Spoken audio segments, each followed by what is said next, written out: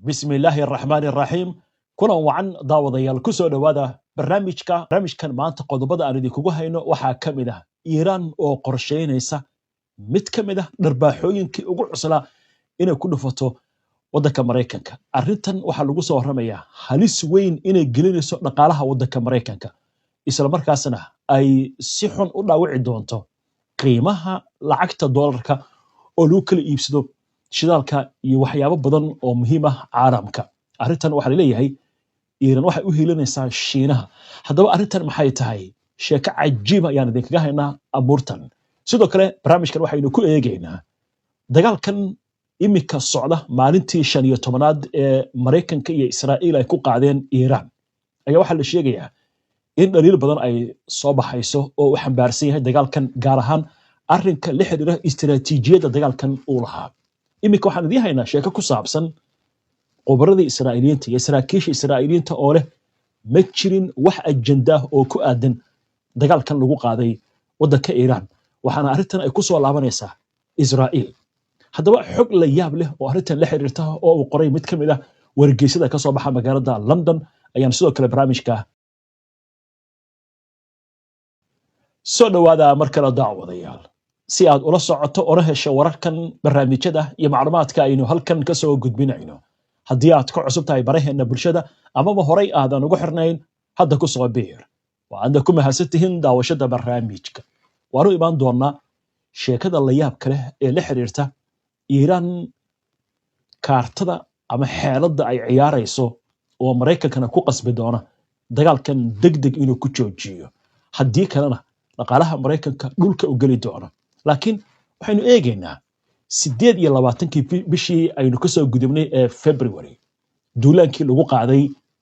Iiraan ee Mareykanka iyo Israa'iil waxaa markii hore la saadaalinayay inuu yahay dagaal istiraatiijiyad cad leh isla markaasna ku wajahan sidii xukunka looga tuuri lahaa nidaamka kacaanka islaamiga ah ee waddanka Iiraan walow qobaradu ay leeyihiin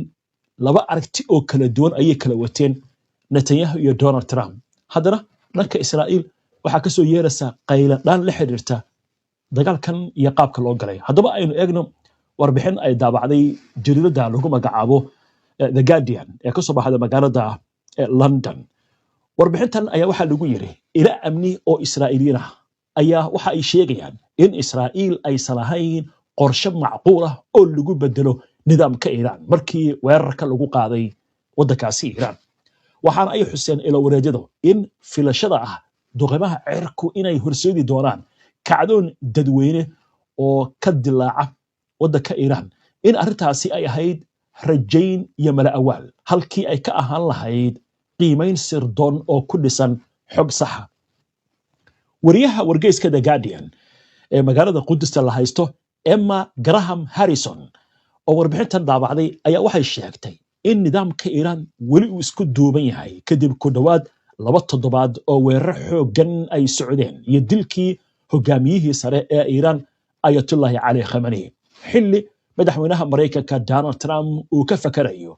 in uu soo afjaro dagaal noqday mid siyaasad ahaan iyo dhaqaale ahaan qiimo badan ku kacay warbixinta jariirada The Guardian way sii socotaa waxaana ay leedahay iyadoo la eegayo adkaysiga Iiraan saraakiisha Israa'iil waxay aaminsan yihiin in cabirka dhabta ee guusha dagaalkan uusan noqon karin baaxadda burburka military ee la gaarsiiyay Iiraan laakiin uu noqon karo masiirka qiyaastii 440 kilogram oo uranium oo la tayeeyay kaas oo awood u leh soo saarista in ka badan 10 madax oo nuclear ah waxaa la rumaysan yahay in arrintan ay dedejin karto Tehran gaar ahaan helitaanka hub nuclear ah qaar ka mid ah saraakiishii hore ee Israa'iil ayaa waxay ka digayaan in haddii uraniumkaasi la tayeeyay lagu sii hayay gudaha Iiraan taas ay bedeli karto xaaladda oo ay noqon karto guul military oo Iiraan ay gaartay guul qaali noqon karta sababtoo ah baa la yiri hoggaanka Iiraan ayaa waxaa laga yaabaa inay u arkaan hubka nuclear-ka ah damaanadda kaliya ee badbaadadooda kadib markii si xooggan weerar military loogu qaaday waddanka Iiraan warbixinta wargeyska The Guardian way sii socotay oo waxay leedahay dilkii Khamenei wuxuu ahaa mid la filayay in uu hoos u dhigo awoodda Iiraan laakiin hubanti la'aan ayaa sii kordhaysa gaar ahaan jihada imika loo qaadi doono iyo sidoo kale waxa ka imaan kara Mujtaba Khamenei oo ah wiilkiisii oo bedelay kaas oo laga yaabo inuu qaato go'aan degdeg ah oo ku saabsan horumarinta bam nuclear ah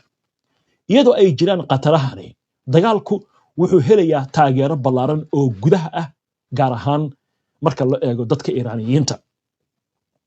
sidoo kale dhanka Israa'iilna wuxuu ka helayaa taageero marka loo eego in loo baahan yahay qatarta Iiraan in meesha laga saaro warbixinta wargeyska The Guardian waxay leedahay duqeymaha xagga cirka waxay burburiyeen qayb weyn oo ka mid ah kaabayaasha military iyo warshadaha Iiraan oo ay ku jiraan gantaalada xarumaha lagu farsameeyo xarumaha wax soo saarka goobaha sayniska iyo injineerada la xiriira barnaamijka militariga Iiraan sida wargeysku hadalka u dhigay si kastaba ha ahaatee qaar ka mid ah khubarada ayaa waxay aaminsan yihiin in bedelka nidaamka iyadoo la adeegsanayo duqeyn cirka ay tahay mid aan macquul ahayn isla markaasna muddo gaaban aan lagu gaari karin ra'iisul wasaaraha Israa'iil Benjamin Netanyahu iyo madaxweynaha Mareykanka Donald Trump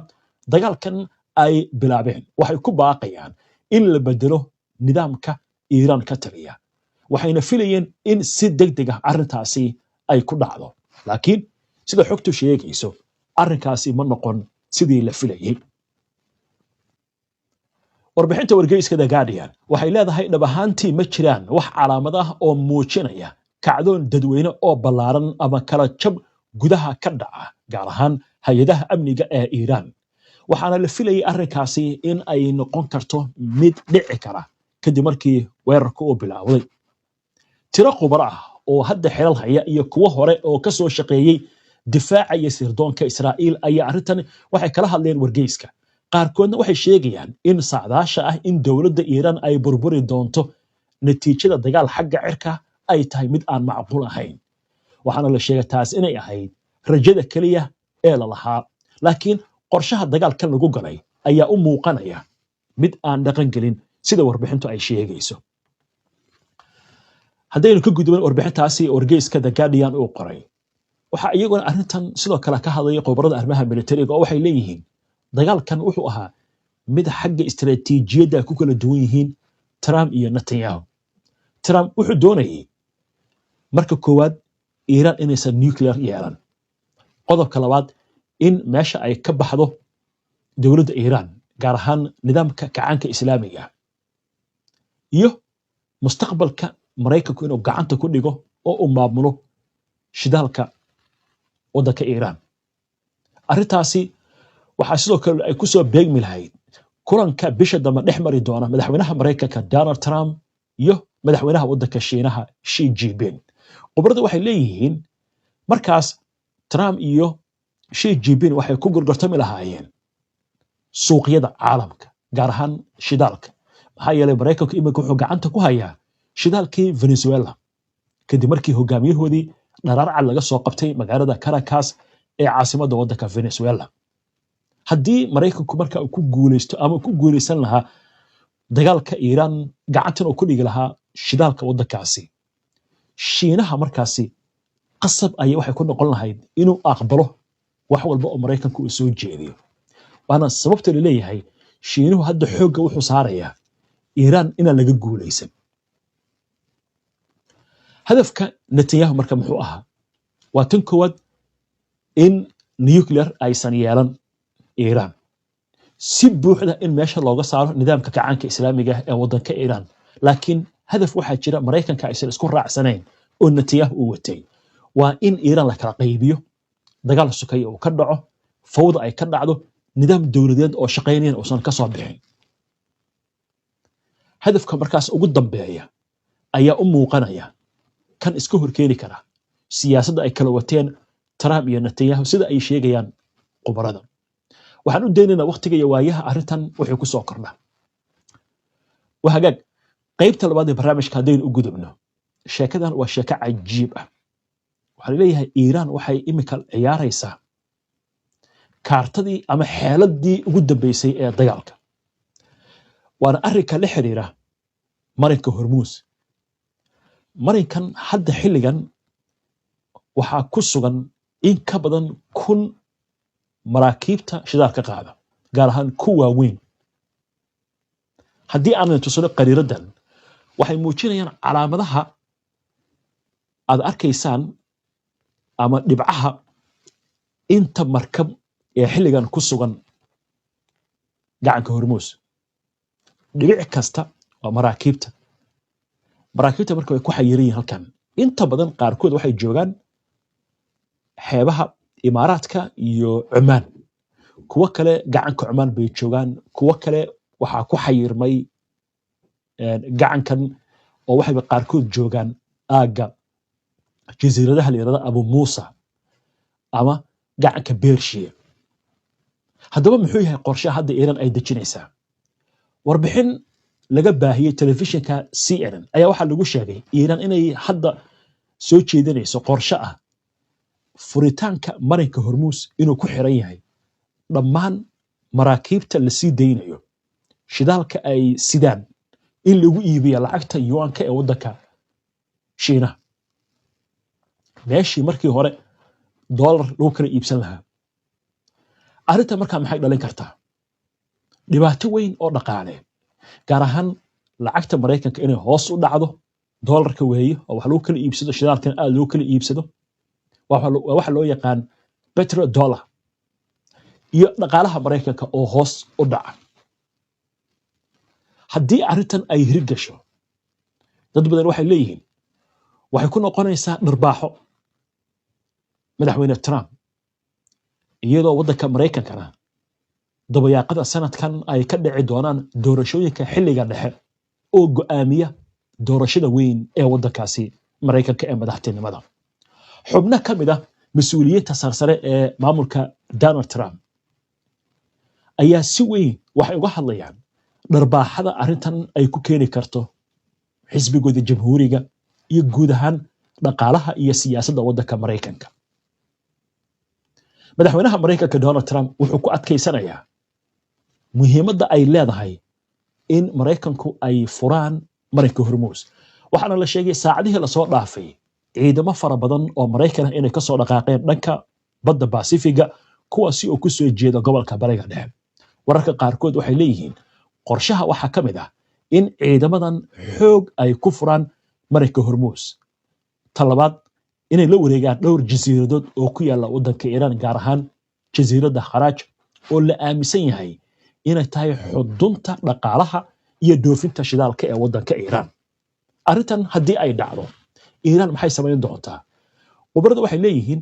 waxa ugu weyn ee Iiraan ay samaynaysaa waa 2 qodob. waa tan koowaad, horta inay dejisay qorshe haddii ciidamo Mareykan cagta ay soo dhigaan jasiiraddan Kharaaj iyo sidoo kale jasiiradaha Abu Muusa, in markaa la weeraro oo ciidanka Mareykanka toos loo beegsado. Iiraan ma awoodo arrintaasi, si fudud ayay u awoodaa, maxaa yeelay meelo ka fog ayay duqeynaysaa oo jasiiraddan 30 kilomitir oo keliya ayay u jirtaa dhulweynaha waddanka Iiraan. sida qariirada idinkaga muuqatana waxay u dhaxaysaa waddanka Kuwait iyo Iiraan, gacanka Beershiya ayay ku taal jasiiraddani. 90% shidaalka laga dhoofiyo Iiraan waa goobta laga dhoofiyo, waa goobtii xalay Mareykanku ay duqeeyeen. inkastoo Trump uusan amrin in la duqeeyo haamaha shidaalka iyo goobaha shidaalka laga dhoofiyey iyo dhuumaha waaweyn, haddana wuxuu ku andacoonayaa in la beegsaday xarumihii muhiimka ahaa ee dhanka ciidanka, raadaaradii iyo nidaamyada difaaca ee jasiiraddan ku yiil, inkastoo Iiraaniyiintu arrinkaasi ay beeninayaan. muxuu yahay markaa qodobka labaad ee Iiraan ay samayn kartaa? waa in ay miinayso marinka Hormuus. warbaahinta Mareykanka qaar ka mid ah waxay leeyihiin durbaba Iiraan waxay bilowday in ay miino dhigto marinka Hormuus, arrinkaasi oo caqabad weyn ku noqon kara dhaqaalaha Mareykanka, hadafkii Mareykanka ee dagaalka Bariga Dhexe iyo guud ahaan xaaladda caalamka ee dhanka dhaqaalaha iyo shidaalka. wadamada caalamka qaarkood waxay bilaabeen durbaba inay beeqaamiyaan shidaalka. waddanka Hindiya ayaa ka mid ah oo toos ula soo hadlay Iiraan, kala codsaday in loo ogolaado maraakiibtooda shidaalka sida inay ka gudbaan marinka Hormuus. wadamada Philippines iyo Thailand waxaa laga bilaabay dadka in lagu amro inay ka soo shaqeeyaan guryaha si loo beeqaamiyo shidaalka. xitaa goobihii waxbarashada iyo iskuuladii ayaa waxaa lagu amray ardada iyagana in ay ku qaataan dhanka online-ka iyagoo guryahooda jooga casharada. Calaamadahani waxay muujinayaan xaaladdu inay sii adkaan karto. Warbixintan ku aadan in Iiraan ay dalbanayso maraakiibtan kunka ka badan in lagu iibsado lacagta yuanka ee waddanka Shiinaha shidaalkaas waxay noqon kartaa mid hoos u dhigi doonta saamaynta dhaqaale ee Mareykanka caalamka. Mareykanka muxuu arrintan kaga jawaabi doonaa? Ma dagaalka ayuu degdeg u joojin doonaa? Ma Iiraan buu la xaajoon doonaa? mise xoog ayuu isku dayi doonaa inuu ku furo marinka Hormuus? Dhammaan calaamadahaasi